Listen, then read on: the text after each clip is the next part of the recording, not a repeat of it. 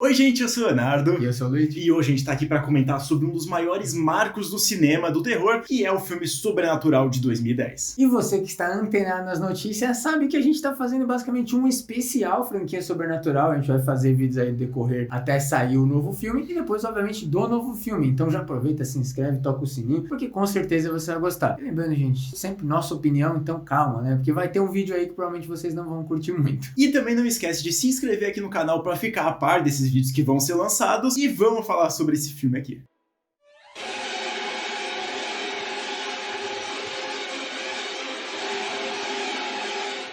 O Sobrenatural, quando foi lançado, ele se tratava de mais uma parceria do James Wan e do Lee Funnell, escrevendo, dirigindo, todas essas coisas. O filme, inclusive, o Lee Funnell atua, né? Ele é um dos caras lá que caça fantasmas. E esse filme aqui, ele foi meio que o primórdio do Invocação do Mal, foi meio que uma mudança de terror gore, de remake, pra um novo tipo de terror, que seria esse terror psicológico ou terror de assombração, na verdade, mais, que é cheio de jumpscare, todas essas coisas, que a gente acabou se acostumando por causa do Invocaverso. Ou também, como o próprio nome já diz, um terror sobrenatural.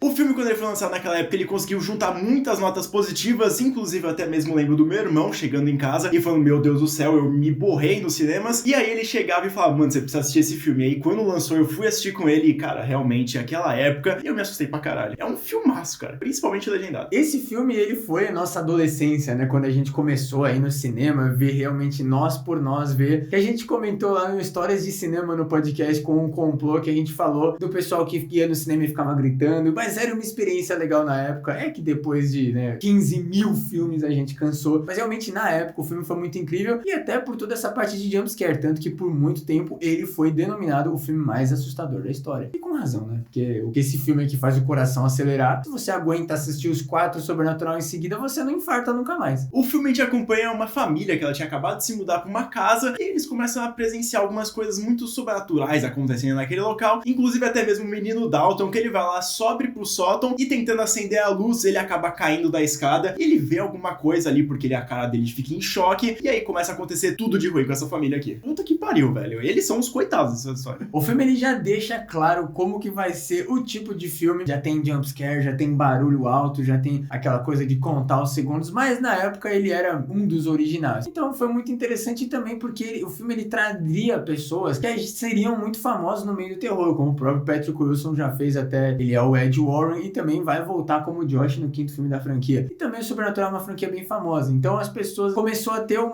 nome forte no terror, não só do James Wan, mas também até os próprios atores. E é muito legal quando você volta pra ver assim o filme que originou eles. E também porque esse filme, ele é legal, né? Ele não é o melhor filme do mundo quando você reassiste sabendo o que acontece, mas quando você tá vendo a primeira vez, ele é realmente muito assustador. É porque, né? É uma depressão pura que você vê aquela família se lascando cada vez mais, cada segundo da vida, cada canto da casa tem alguma entidade pra comer o cu deles. E o filme ainda ficou muito marcado porque além de ser lançado em Invocaverso depois disso e também dirigido pelo próprio James Wan, ele virou um marco desse estopim dos filmes gore, de remake, todas essas coisas, pra trazer um novo tipo de filme sobrenatural. Esse aqui ele conseguiu fazer com maestria porque depois que acontece todas essas coisas aí, começa a acontecer as paradas sobrenaturais com a família, o menino Dalton, infelizmente, depois de ele ter caído da escada, ficar tranquilão e dormir, ele acorda em coma. Ou ele não acorda, né? Porque a pessoa tem coma.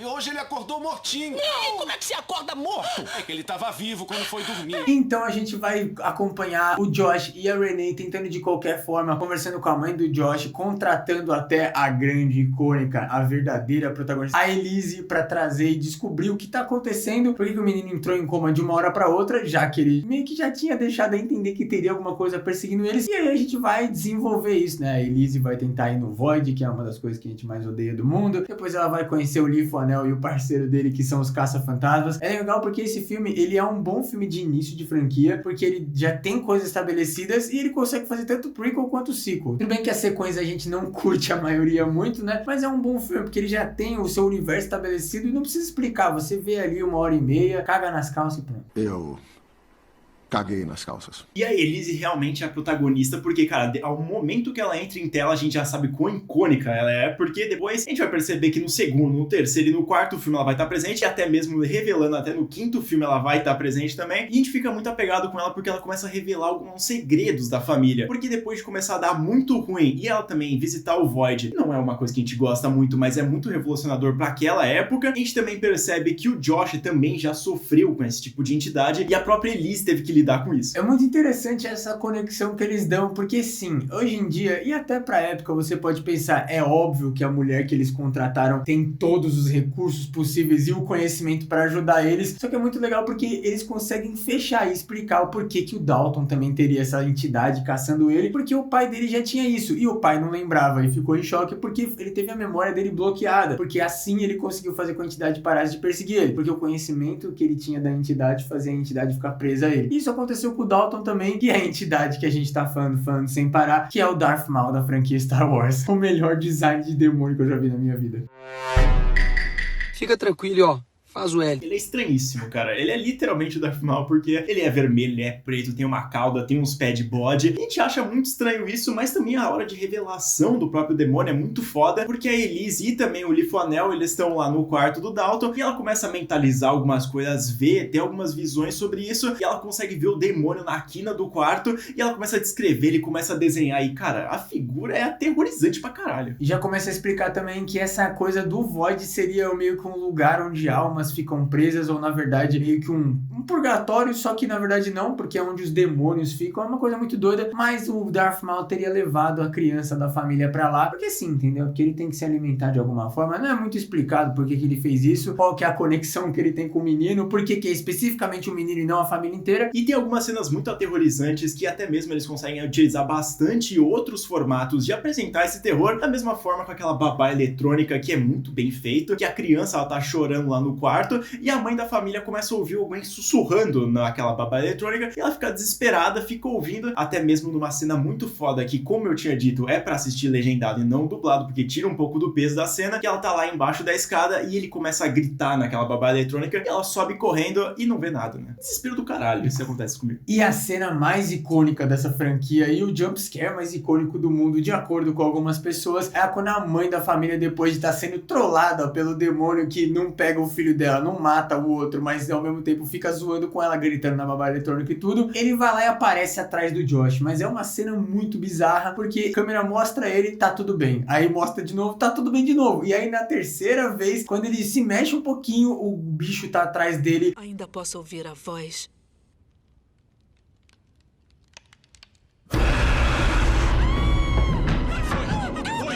E é legal porque só mostra pra mãe, que também já começa a entrar naquela coisa de será que o pai acreditaria, e como ele teria essas experiências, ele deveria acreditar, mas como ele não lembrava de ter essas experiências, ele não acreditava ainda. Por isso que a partir do momento que ele consegue lembrar no próprio Invocaverse, porque o único homem que presta nessa franquia é o Patrick Wilson, o Ed Warren, que todos os outros são os banana. A mulher tá desesperada sendo perseguida pela Annabelle, sendo perseguida pela Chorura, e os caras falam o quê? Ah, você tá louca. E também já é muito bom a gente diferenciar de quais entidades a gente tá falando, porque o menino Dalton, ele tá sofrendo com o Darth Maul, que é um outro demônio que tá perseguindo ele ali, que achou uma abertura pra meio botar o moleque em coma e comer a alma dele, e o Josh, ele tá sofrendo com a Noiva de Preto, que é uma personagem que tava perseguindo ele faz muito tempo, inclusive até mesmo aparecem algumas fotos que ela tava revelando lá, de cada foto que ela tirava, a entidade chegava mais perto, até mesmo quase tocando ele, e aí foi nesse momento que chamaram a Elise pra fazer todo esse ritual, todas as maluquices aí, pra afastar de ver esse demônio. Isso é muito legal porque mostra que não é de uma hora pra outra, não é uma coisa escolhida aleatoriamente, e sim que as entidades elas vão se aproximando, vão usando tristeza, vulnerabilidade no geral. Eles usam esses recursos pra chegar, e o Josh foi salvo pela Elise porque se a entidade tocasse nele, provavelmente ele ia ter sido possuído. E além dessas duas entidades também é mostrado em outros lugares assim, pra dar um sustinho, pra fazer um pouco mais de tensão, e são duas meninas, elas estão vestidas de branco.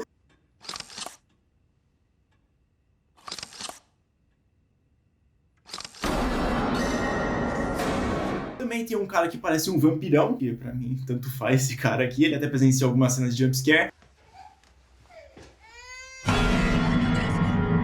E também tem um outro que é um moleque meio que parece que é dos anos 20, e ele vai lá e começa a andar pela casa, atormentar a Renée, e é isso aí, cara. Isso é um personagem tanto faz, mas os mais importantes são os dois ali, a Noiva de Preto e também o Darth Maul. E é interessante porque as outras entidades, elas não estão realmente tentando afetar a família, eles só estão perseguindo, obviamente, porque se você tá em casa e aparece uma criança vestida dos anos 20 e indo na janela e desaparecendo na cortina, você ficaria em choque, mas mostra que eles não estão tentando realmente atacar a família. É que aconteceu que como o Darth Maul abriu o portal ali do Void, as entidades estão saindo, entendeu? Deixando a entender que essa ligação do Void ali, que é tipo um passinho errado, você vai pro Void ou vai pro mundo real, né? É legal isso, mas também ao mesmo tempo é muito chato, porque já vai coisa muito fácil do roteiro, porque tira meio que o medo que a gente tem do Darth Maul. Muitas entidades, muitos sustos aleatórios, e aí quando aparece o Darth Maul, ele tá lá no quarto dele todo vermelho, com a carona de demônio, e você fala, tá legal, aconteceu que ele é um espírito do mal. Muito normalizado o fato de que tem espírito andando pela casa das pessoas. E eu acabo também não gostando muito do Void, porque além do filme se passar bastante tempo nele, algumas soluções são muito simplistas, e a gente não gosta muito disso, porque além de não ser tão explicado assim de fato, como é que uma pessoa vai de um lugar pro outro, porque não existem outras casas lá naquele local, porque não é uma cópia exata do mundo atual das pessoas, mas também o filme não precisaria explicar isso, mas é realmente alguma coisa que eu sinto que, cara, não me desce o Void. E quando começa de fato as cenas ali do Josh perseguindo o Dalton pra pegar ele e levar pro mundo, é uma cena meio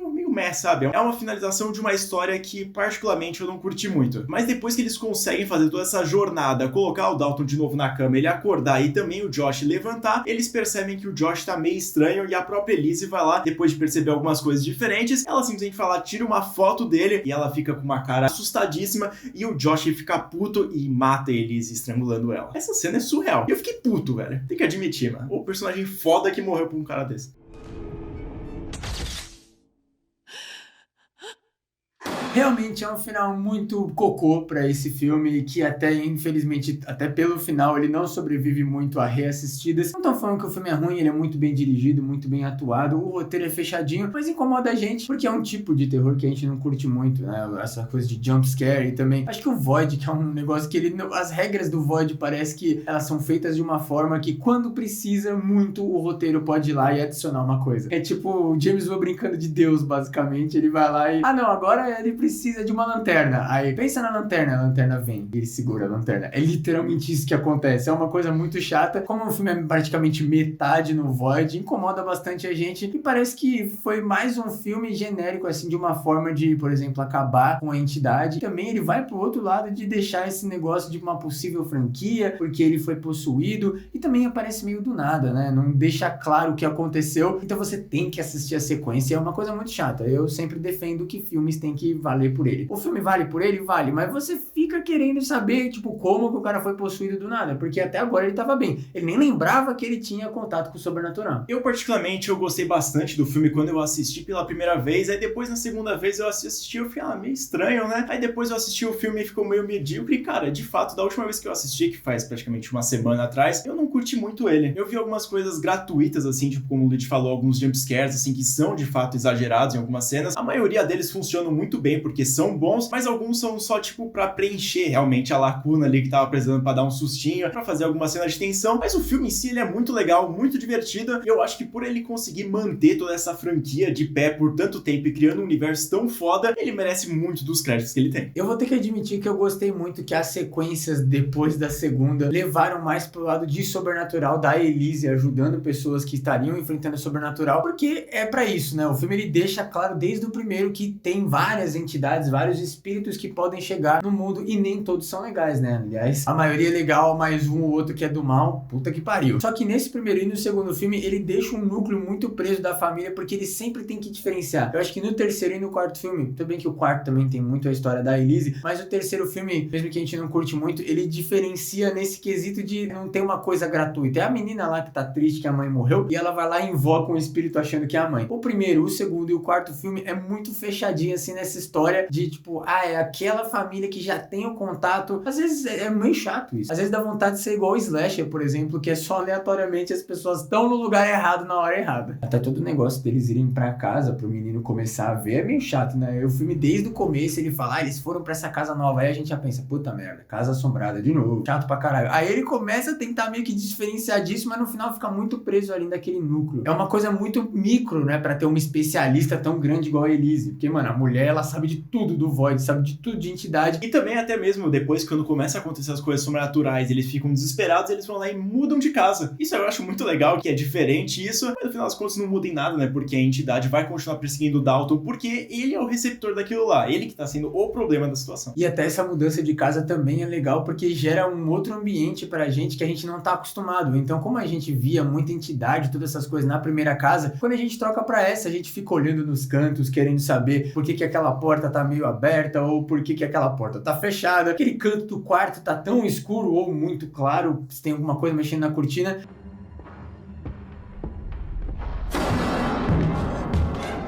Também a gente tem que dizer que quando eles conseguem trazer o Dalton de volta e essas coisas, o último ato do filme é legal depois que sai do Void, porque o Josh no Void procurando o menino é insuportável e é jumpscare gratuito pra lá e pra cá, e o roteiro, parece que o James Wan e o Lee Fonel estavam trocando ideia ali do que colocar e colocando no roteiro, entendeu? Mas quando volta pro mundo real e vê o que tá acontecendo enquanto eles estão fazendo o ritual, é muito da hora, já que, né, tá um surto coletivo total. O filme ele tá disponível lá na HBO Max. A gente talvez não tenha passado a melhor impressão pra vocês por conta da nossa opinião, mas vale muito a pena vocês assistirem e dar uma chance pro filme e também pro resto da franquia. Mesmo alguns filmes não sendo das melhores qualidades, como vocês vão ver nos próximos vídeos aqui do canal, mas com certeza vocês vão gostar. E lembrando mais uma vez que isso é apenas nossa opinião. Caso James Wan e o Lee Fonel tenham uma história por trás desse filme que a gente não entendeu porque a gente é burro, deixa aqui nos comentários, explica o que você entendeu ou o que eles queriam dizer com esse filme, porque a gente só analisa o que a gente vê. E o que a gente viu foi isso aí. E aproveita enquanto está nos comentários e manda recomendação também de outros filmes e outras franquias pra gente trazer aqui pro canal, porque a Sobrenatural vai ser a primeira vez que a gente vai fazer uma franquia separada em vídeos. Você tem que me dar o que eu quero.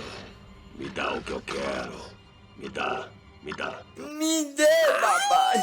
Mas então é isso, muito obrigado por terem assistido o vídeo até aqui. Se você gostou, deixa o seu like aqui e também se inscreve no canal que a gente tá postando 2 vídeos semanais. Então ativa o sininho pra receber as notificações sobre eles. Segue a gente no nosso Instagram, que é o @SemMemoriaPodcast. Lá a gente vai lançar atualizações do podcast, tá saindo 2 vezes ao mês, e também algumas notas e notícias sobre o mundo do terror. E aproveita enquanto você tá no Instagram, segue a gente por lá, no Twitter e no Letterboxd, nossa rede social de críticas, onde Sobrenatural e a franquia inteira já está lá. Muito obrigado por ter assistido mais esse vídeo aqui do canal Semana e até o próximo. Tchau, tchau.